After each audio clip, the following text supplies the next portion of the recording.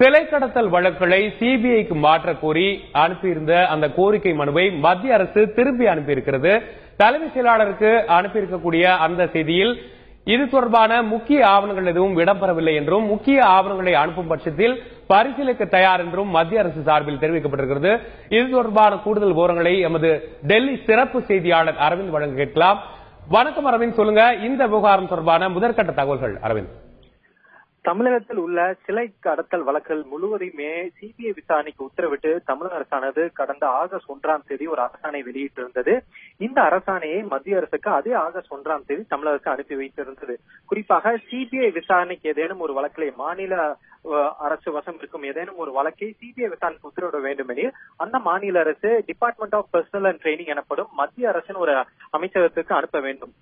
இதன் அடிப்படையில் தமிழக அரசானது கடந்த ஆகஸ்ட் 1 தமிழக அரசு வெளியிட்ட அந்த ஜிஓ அந்த அரசாணையும் அதே போல அதற்குரிய ஒரு முகப்பு கடிதத்தையும் மத்திய அரசிடம் கடந்த ஆகஸ்ட் 1 தமிழக அரசு அனுப்பி வைத்திருந்தது.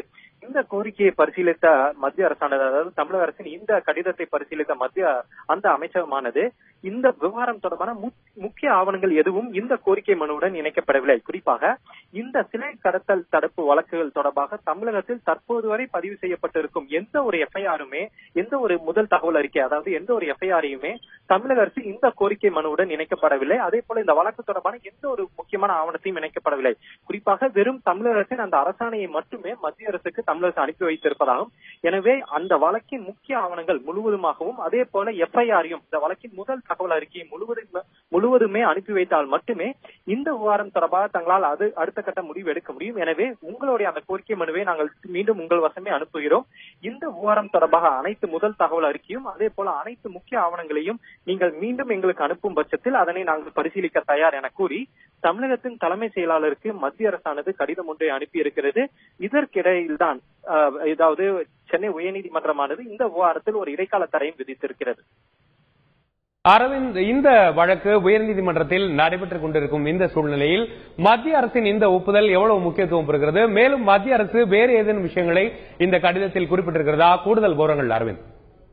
இந்திய அரசை பொறுத்தவரை குறிப்பாக ஒரு வழக்கை, ஒரு மாநில அரசு வசம் இருக்கும் ஒரு வழக்கை சிபிஐ விசாரணைக்கு உத்தரவிட வேண்டும் எனில் அதற்கென ஒரு சில நடைமுறைகள் இருக்கின்றன. குறிப்பாக அந்த வழக்கு தொடர்பான முழு ஆவணங்களையும் சிபிஐ வசம், மத்திய அரசு வசம் ஒப்படைக்க வேண்டும்.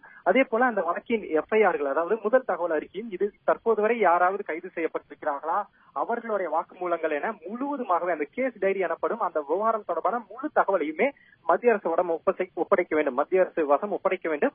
மத்திய அரசு அந்த ஆவணங்களை முழுவதுமாக ஆராய்ந்து இந்த வழக்கு சிபிஐ விசாரணைக்கு உகந்ததுதானா, இந்த வழக்கை சிபிஐ விசாரிக்கலாமா, சிபிஐ விசாரணைக்கு உகந்த வழக்குதானா இது என்பது தொடர்பாக department of personnel and training எனப்படும் அந்த அமைச்சகமானது, அந்த அலுவலகமானது ஆய்வு செய்யும்.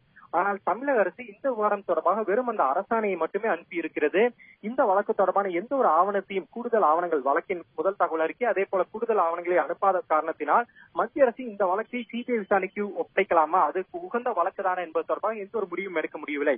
எனவே மத்திய அரசு எந்த நடைமுறையை பின்பற்ற வேண்டுமோ, எந்தெந்த ஆவணங்கள் வேண்டுமோ அந்த ஆவணங்களை மீண்டும் எங்களுக்கு சமர்ப்பியுங்கள், அதனை நாங்கள் பரிசீலிக்கிறோம் என்பது தொடர்பாக தான் தமிழகத்துக்கு இந்த கடிதத்தை மத்திய அரசு அனுப்பி இருக்கிறது. குறிப்பாக இதற்கிடையில் தான் சென்னை உயர்நீதிமன்றமும் இந்த வாரத்தில் ஒரு தடை உத்தரவை பிறப்பித்திருக்கிறது. அதன் காரணமே தமிழக அரசு மீண்டும் மத்திய அரசுக்கு எந்த ஒரு கடிதமும் எழுதவில்லை என்ற தகவலும் நமக்கு கிடைத்திருக்கிறது. குறிப்பாக மத்திய அரசை பொறுத்தவரை அவர்களுக்கு ஒரு கோரிக்கை கிடைக்கப்பட்டிருக்கிறது. அந்த கோரிக்கை தொடர்பாக பல்வேறு முக்கிய தகவல்கள் இடம்பெறவில்லை. எனவே மீண்டும் அதனை தாருங்கள் என கூறி மீண்டும் அவர்கள் தமிழக அரசு வசம் ஒப்படைத்திருக்கிறார்கள். இந்நிலையில் தமிழக அரசு அந்த சென்னை உயர்நீதிமன்றத்தின் அந்த உத்தரவுக்காக காத்திருப்பதாகவும் அந்த உத்தரவை பொறுத்து தமிழக அரசானது மீண்டும் மத்திய அரசுக்கு கடிதம் எழுதும் என்ற தகவலும் நமக்கு கிடைக்கப்பெறுகிறது. உங்களுடைய விரிவான தகவல்களுக்கு நன்றி அரவிந்த். சிலை கடத்தல் வழக்குகளை சிபிஐ விசாரணைக்கு மாற்றி உத்தரவிடக் கோரி அனுப்பிய பரிந்துரையை மத்திய அரசு திருப்பி அனுப்பியிருக்கிறது. எஃப்ஐஆர் உள்ளிட்ட முக்கிய ஆவணங்கள் அதில் இடம்பெறவில்லை என்றும், பரிந்துரை கடிதம் மட்டுமே இடம்பெற்றிருந்ததாகவும் தலைமை செயலாளருக்கு அனுப்பியுள்ள கடிதத்தில் மத்திய அரசு குறிப்பிட்டிருக்கிறது.